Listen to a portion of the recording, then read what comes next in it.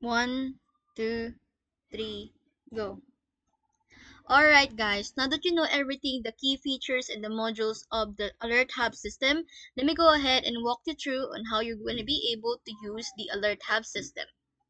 Just want to remind with you that Alert Hub is a web-based application that works on both desktop and mobile browser. I built this using HTML, CSS, and JavaScript language and developed within the BSC 2019 environment. It's a Visual Studio 2019. Let's run and debug. Okay, so we're starting clean slate. Okay, we don't have any account yet, but let me show you what's gonna happen if you attempt to log in without having a valid credentials. Let's say my name is Mills and my username will be and invalid login credentials, which only tells you that you don't have the account yet sign up. So let's sign up. Let's say I work for PTC. And my account name, this could be again uh, your department, anything that will have a categorization of your username, because sometimes username can be used by other person who works from a different account. So the reason why the account name is there is to make sure that there will be any categorization when it comes to the username. So again, for the company name, I put PTC. I work for PTC. Then my account name will be my employee ID number, let's say 21645. And then my username will be anything, say Colins. My full name will be Colin Relos. And my email will be my personal email for the meantime. My password will be, let's say, 1234. 12345.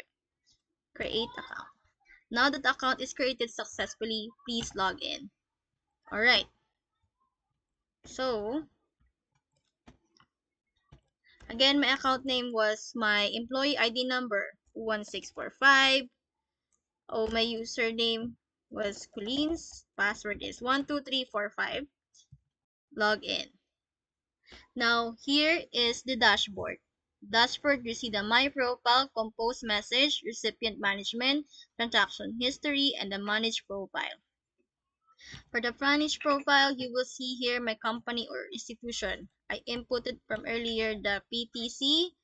You see my username says Colleen, my account ID, my full name, and then my email address, and this option that gives me to change password, which is not yet live. For the compose message, of course, we're gonna be sending it. For example, you can on two fields and on two field, guys, you can input either an email or a phone number. Let's say let's put a phone number, for example. Let's put my old phone number, my 2014 phone number. Um, say earthquake alert.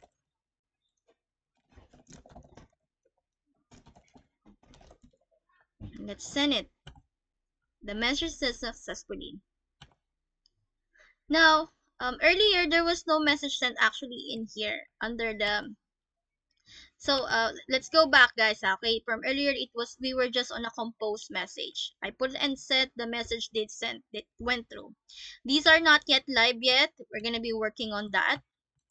For the recipient managers, of course, this is where you're going to input or add contact numbers. Let's say I'm gonna be adding email, phone number. Then, I don't know, let's say Ali na lang. Ali Valencia, one of my reporter, my group member. Then her contact number, let's put my old phone number again, 0909-110-8239. And let add contact added successfully. Now, I have Ali Valencia's phone number here added on my phone book for the recipient management. Let's add more. Let's say, Vince. Add contact. Now you'll see my phone number. You can even delete it. For the meantime, we use the X mark in order for you to eliminate or delete a contact. Now for the transaction is history, if I only showed this to you guys earlier before a compose message, you will see nothing in here that tells you that there's no message. But the send and out box, I still have something to do to work on with that because it's not yet available or live. For the transaction history, yeah, again, yeah, you will see everything in here from the send, from the outbox. So if you can remember, send are the messages that successfully went through, while the outbox are the one that was not successfully sent or drops. For the manage profile, this will help you to sign out or delete account. Delete everything. Delete your account is automatically um delete your whole account existing.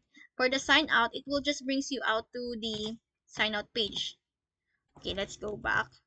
Kasi I want to show with you that, oh, this one button also will let you to go outside or sign out. There you go. Now, once the system has launched, we're going to be starting to work on the database for the authentication at the same time and some features that is not yet on live, such as these characters that lets you or allows you to um, customize the messages. It could be bold, italic, or underline.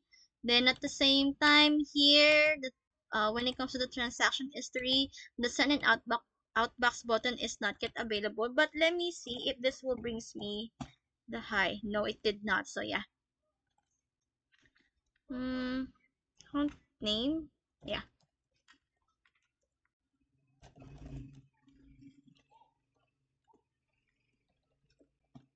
There you go. So this is our alert hub system.